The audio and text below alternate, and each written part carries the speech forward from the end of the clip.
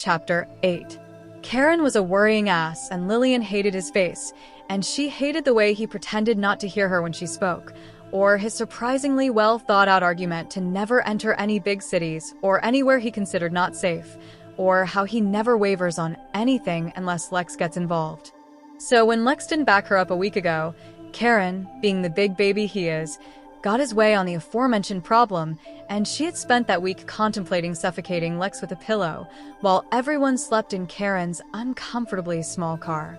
Thank Belial, the god of fortune and poetry, that on day 7 of their trek, they came across a small motel on the outskirts of a small town that they were avoiding on their way to one of the checkpoint zones, as Lex had taken to calling them. Checkpoint zones were cities or towns that they absolutely had to pass through in order to get to and through the Pumi desert. The witch doctor that ran the motel might have been the sweetest person Lillian had ever talked to in her life, and that had put her in a good mood, but like it had been ever since she'd escaped, whenever she was happy she somehow got to thinking of Talion, and her day would be instantly ruined. Today it had been triggered by a dog. The motel they were staying in allowed pets as long as they were approved by the witch first, so when they were cut off by a fae with a big slobbering dog, she tried her best to play off how interested in the beast she really was. She had seen dogs before. Talion had a pair of mean-looking ones, but he never let her get close to them. He would laugh and say, "As a woman, how do I put this?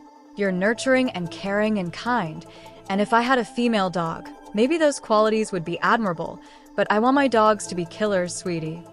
And it just went downhill from there. All the times he had been drunk and pinned her to his bed, and she thought that this would be it. This would be when he finally had enough waiting and just took what he wanted, or whenever she begged him to let her leave the compound for a few hours, and he'd get angry with her and yell at her, calling her names like ugly or ungrateful or slut. And if that didn't work, he'd lock her in her room until she broke down and begged him to let her out. So, as Kaeron prattled on about their individual duties while in the incoming city of Parthist, his annoyingly hot voice grating on her nerves, combining with the headache that pulsed in time with her heartbeat, she had to fight back the flurry of insults she wanted to launch at him. She was trying and failing to dry her unruly hair. She had always hated her hair. It absorbed water like a sponge, making drying it a nightmare, but if she didn't wash it almost daily, it would be all greasy and gross, and it never wanted to stay fully straight no matter how many times she brushed it. Sometimes, she just wanted to cut it off, and to that effect, she'd sometimes just sit in the mirror for the longest time, a lock of her hair in hand, scissors at the ready to lop it off and keep going, but she had yet to ever go through with it. Hey Lily, while talks a lot over there, is checking in with his people in the underground. Why don't we sneak out of wherever he stashes us and go shopping? No, especially not after what happened at the gas station. Lillian hissed back. Lex rolled her eyes. Come on girl, if we let him, my brother will lock us up in every hotel or motel we stay at and never let us enjoy ourselves. Trust me, I've learned from experience, and think about it like this. Have you ever been shopping with no spending limit? Lillian's heart dropped, and she answered coldly. Whenever Talion took me shopping. A sad look of understanding hung on Lex's face, and she let out a quiet, "I'm sorry." Lillian waved her off. Kaeron cleared his throat. Are you two listening? Yes. Lillian said. No. Lex said simultaneously. Kaeron glared at her and bit out. Pay attention. Lex gave him a mock salute, and Kaeron rolled his eyes and continued.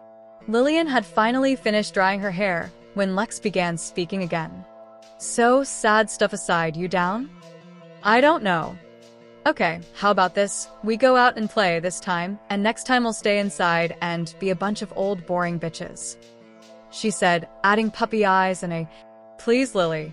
Lillian let out an exhausted breath. She had never had a friend around her own age before, especially not a girlfriend, and she didn't want to let Lex down, and some new heels also wouldn't hurt. Okay. She half smiled, rolling her eyes as Lex squealed and pulled her into a hug. Thank you, Lily. Thank you. Thank you. Thank you. Ahem. Kaeron was scowling, hands crossed and staring daggers at them. Sorry. They said in unison, giving him an innocent look.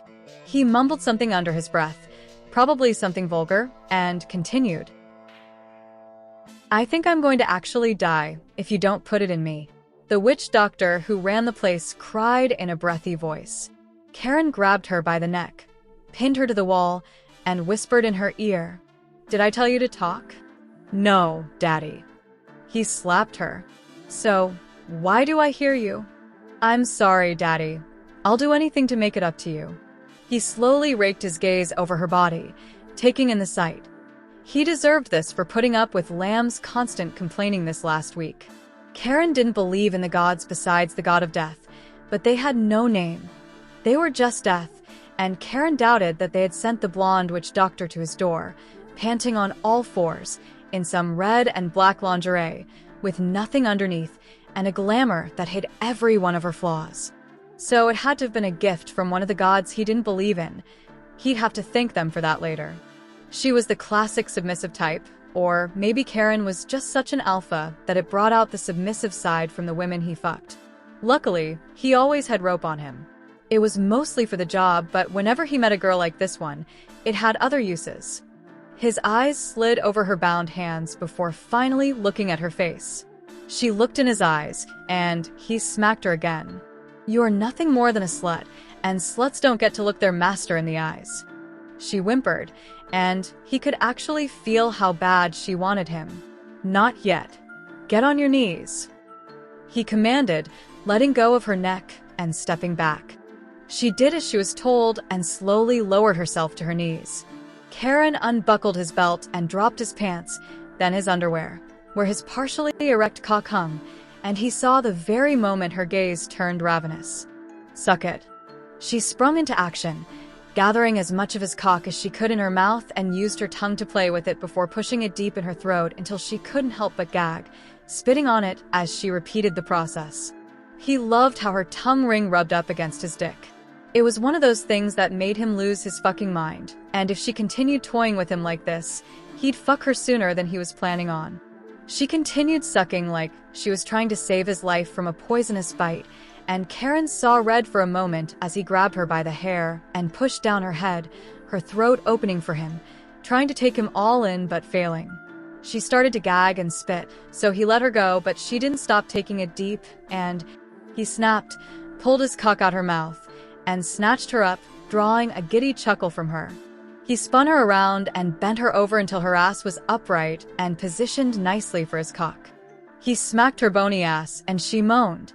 "Who does this ass belong to?" "You, Daddy." He smacked it again, and she moaned louder. "It's mine? How about your boyfriend?" She looked back at him, surprised. "How do you know about him?" "Him who?" Kaeron growled low in his throat. "My boyfriend." "You mean the one that you're cheating on?" "Yes, my boyfriend, who I'm cheating on. How do you know about him?" "Bitch, who are you raising your voice to?" She flinched and dropped her head. The scent of her arousal was almost nauseating, and the fact that this was turning her on was absolutely despicable, and he had to wonder what it said about him that it was also turning him on. "I don't stick my dick in anyone I don't vet first." He hadn't even looked into her for sexy reasons. It was just a happy coincidence that he had already looked into her to make sure their stay here would be safe. He pressed the head of his cock against her entrance, but didn't let it enter her. "You want it?" "Yes." She was basically begging for it. "Why?" "What is it about me that makes you want to cheat on your boyfriend?" "Besides your enormous cock?" She laughed. "You looked dangerous and non-committal, like you'd break my heart if I fall for you." He smiled darkly. "Good answer." He thrust his full length inside her, and she gasped. He didn't stop. Grabbing a hold of her cherry red hair by the rubber band of her ponytail, he pulled her head back until she was looking into his eyes and put his other hand on her neck, setting a relentless rhythm of hard thrusts. "God." "Fuck me harder." "Oh God," she screamed. There were 8 other people in the motel counting Lex, him, and Lillian, so he knew he should tell the chick to shut the fuck up, but his cock was in control now, and his cock liked it when she shouted like that. He let go of her hair and neck, and lifted her by her thighs and spread her legs as he bounced her up and down on his dick. "Fuck," he exclaimed, panting from the exertion. "I never been fuckly this." She slurred, panting like a dog. He turned and took the 4 steps to the bed and sat on it, still holding up and spreading her legs. "Bounce," he demanded. She complied, as flexible as a gymnast. This night couldn't get any better. She rode him like a pro. It was always the seemingly normal women that knew how to do some of the freakiest things that he enjoyed. He kissed her on the back of her shoulder gently. "I like it when you're sweet." He bit her and she giggled. "I'm not sweet. My mistake." She giggled again. That sobered him up. He lifted her off his cock and tossed her onto the bed. She looked up at him confused. "There's nothing funny about that. Don't think of me as being sweet or nice because I'm not," he growled. She flinched, and a flicker of fear showed in her eyes. Her scent changed, from aroused to confused and afraid. "I'm sorry, I don't know what I don't want this to ruin our night, Daddy. Can we please continue what we were doing?" He looked down at her until she looked away. Then he grabbed her by the chin in a quick move and forced her to look at him. She didn't dare speak, and he smiled. "Good girl." He kissed down her cheek, then her neck, to her breastbone, and all the way down until he was at her entrance. "Here's your reward." That smell of arousal was back, and he reveled in it.